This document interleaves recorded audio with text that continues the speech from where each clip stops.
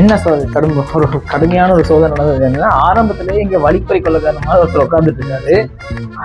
என்ன அவர் கையில கத்தி இல்ல, கேமரா இருக்கு. அதுதான் வித்தியாசம். அவர் கேமரா ஒரு போட்டோ எடுப்பான். இது வளமே எல்லா டூரிஸ்ட் பிளேஸ்லயும் நடக்கிறதுதான். ஒரு கேமராவில் போட்டோ நம்மள கேட்காமலே வாங்கவான்னு எடுப்பாங்க.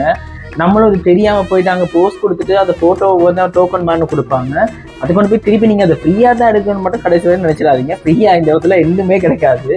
அது மாதிரி இவங்க என்ன செய்வாங்கன்னா, அது ஒரு போட்டோ ஃப்ரேம்ல போட்டு அது நீங்க வந்துட்டு ஃபேஸ்க்கு ஏற்ற மாதிரியே ஒன்று அதை கவரை மாற்றியோ இல்லாட்டி உங்களுக்கு ஒரு ஓனமெண்ட்ஸ் வரையோ அதை செய்து அதுக்குள்ளே போட்டு தருவாங்க. அதுக்கு வந்து எப்படியுமே மோர் தேன் 50 ரிங்கிட். நான் இங்கே எல்லா இடத்துலையும் தெரிய பார்த்தீங்கன்னா எப்படியுமே 50 இல்லாட்டி 30 ரிங்கிட்டுக்கு மேலே எப்படியுமே வரும். நீங்கள் ஃபோட்டோ மட்டும் எடுக்கணும்னா ஒரு 30 ரிங்கிட் கொடுக்கலாம். 30 போக்கில் இல்லை உங்களுக்கு திரும்ப நீங்கள் வந்துருக்க பிளேஸ் ஒரு கேஎல் சென்டரில் இருந்தாலோ இல்லாட்டி ஒரு பெட்ரோனாஸ் டவருக்கு முன்னுக்கா இருந்தாலோ அதை வந்து நீங்கள் அந்த சுவீனியர் மாதிரியோ எடுத்து அந்த ஃபோட்டோஸ் போடுறதுக்குன்னா ஒரு 60 to 70 ரிங்கிட் எடுக்கிறாங்க அதுக்கு.